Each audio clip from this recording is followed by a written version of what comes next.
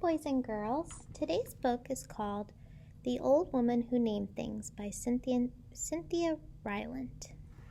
I'll let you look at the cover. Boys and girls, I will be honest with you. This book is a little bit sad. Kind of tugs at your heart a little bit.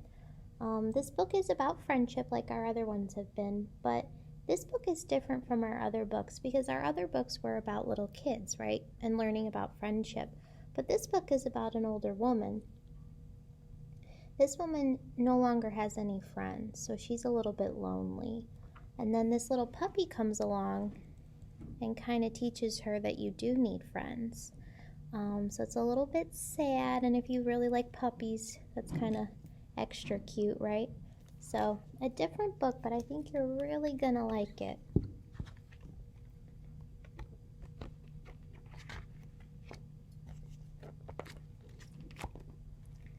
There she is.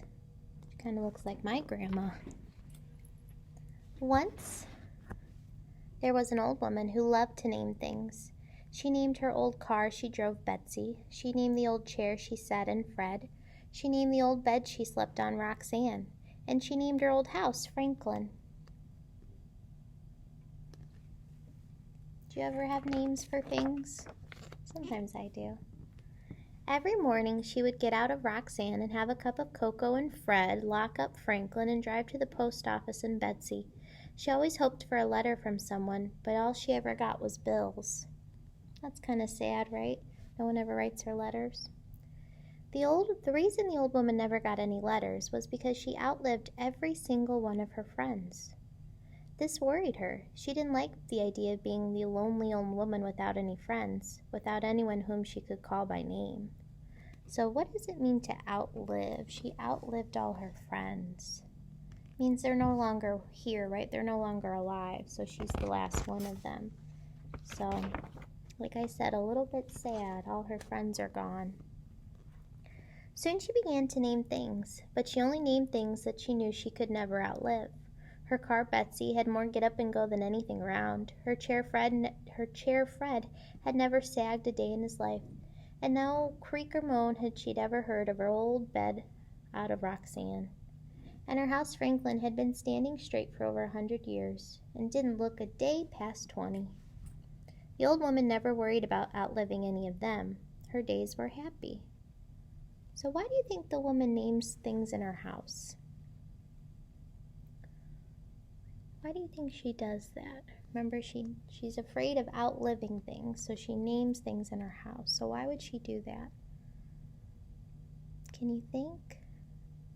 It's a little sad, I know. I think it's because she doesn't want these things can't die, right? Because they're not living. A chair can't die, a house can't die, your car can't die. So she won't ever lose them. So she's really sad, huh? Kind of a broken heart. One day when the old woman was soaping up some mud off Betsy, telling her that Franklin wouldn't be seen in a car like that, a little shy brown puppy came to the old woman's gate. The old woman had not named the gate because 2 of its hinges had rusted off, and the gate wasn't going to last too long. The shy brown puppy wagged its tail, and it looked a little hungry. The old woman stood beside Betsy and watched the puppy for a while. She said. Why do you think the old lady said, She saw the puppy and she goes, what do you think? What's your guess? Then she walked into Franklin and got a chunk of ham from her refrigerator and came back outside. The old woman gave the ham to the hungry puppy and told it to go home. She told it that Betsy always made puppies sick, and Fred has never allowed puppies to sit on him, and Roxanne wasn't wide enough for a puppy, and the old woman, and he just couldn't tolerate it. So the puppy went away. Do you think those are the real reasons she doesn't want the dog? Remember, all those names are objects, so Franklin and Betsy, she's saying her objects don't want the puppy. Is that true? No, right? Why do you think she doesn't want the puppy? Can you think? I think maybe it's because she doesn't want to lose the puppy. But the next day the puppy was back. The old woman was sitting in Fred, the chair, reading a book on everlasting flowers when she saw the puppy through the window. "Go home," she called to the puppy. The puppy wagged its tail when it saw her. "Go home," she called again. But the puppy just kept wagging. The old woman noticed that this puppy still looked a little hungry, so she went to the refrigerator.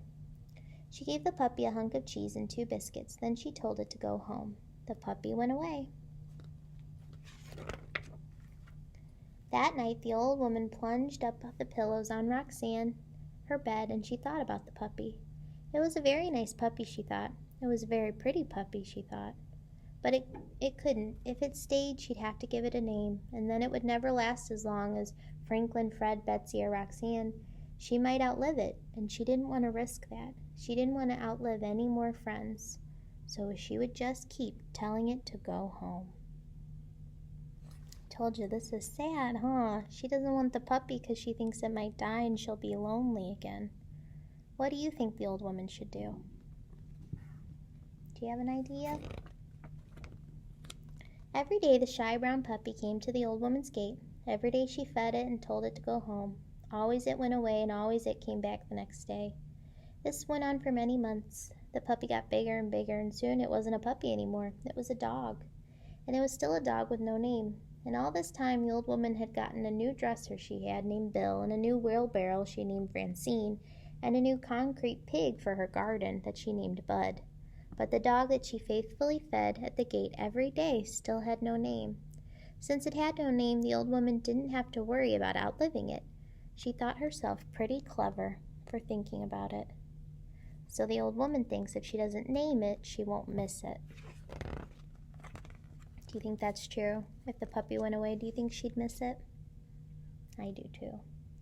Then one day the shy brown dog did not come to the old woman's house. She sat and fret and watched the gate all day long, but the dog never came, and the old woman felt sad. The next day again the dog did not come. The old woman drove Betsy around town looking for the dog, but she did not find it. The old woman felt even sadder. Where do you think the dog is, boys and girls? The following day, when this dog still had not come, the old woman knew she had to do something.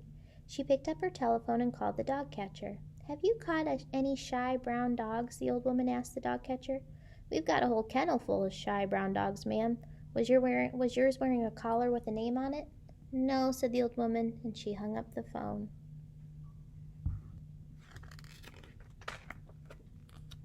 The old woman sat and thought about the shy brown dog who had no collar with no name. Wherever it was, no one would know what it was supposed to come to the old woman's gate, and she was supposed to feed it and tell it to go home every day, and those things were supposed to be that way. The shy brown dog had no collar and no name, and no one would ever know anything about it. The old woman made a decision. She locked up Franklin and drove Betsy to the dog catcher's kennel. She said to the dog catcher, what do you think she's going to say? It's pretty sad, huh? The dog doesn't have a collar because she never put one on. "I've come to find my dog." He asked her what color it was. "It's brown," she said. He asked her how old it was. "About a year old," she said. Then he asked what its name was. The old woman thought for a moment. She thought about all the old dear friends with names who she outlived. She thought she saw their smiling faces and remembered their lovely names, and she thought about how lucky she had been to know these friends. She thought about what a lucky old woman she was. "My dog's name is Lucky," she told the dog catcher. That's pretty sweet, huh? He led her to a big yard full of white dogs and black dogs and brown dogs, and the old woman looked and looked and looked, and finally she saw her own shy brown dog sitting beside the gate. The dog was looking at Betsy, parked in the driveway. The old woman called out, "Here, Lucky!" and the sound of her voice, the shy dog came running. Can you spy him? He's right there. From that day on, Lucky lived with the old woman, and he always came with his name when he was called. It turned out that Betsy didn't make all dogs sick, and Fred was happy to allow the dog to sit on him. Franklin didn't even mind a little bit of dog hair. You see him? So cute. And every night Roxanne was sure to make herself plenty wide enough, make sure herself plenty wide enough for a shy brown lucky dog, and the old woman who named him. While they sleep together. Isn't that a good book, boys and girls? So that old lady didn't name anything, right? Because she outlived it. All her friends had died. She was the last one. So she was scared to lose anything. But the puppy kind of found his way into her heart. So she named it. And now they both don't have to be alone. It's a good book, huh? We're going to talk about it. I hope you liked it. Bye.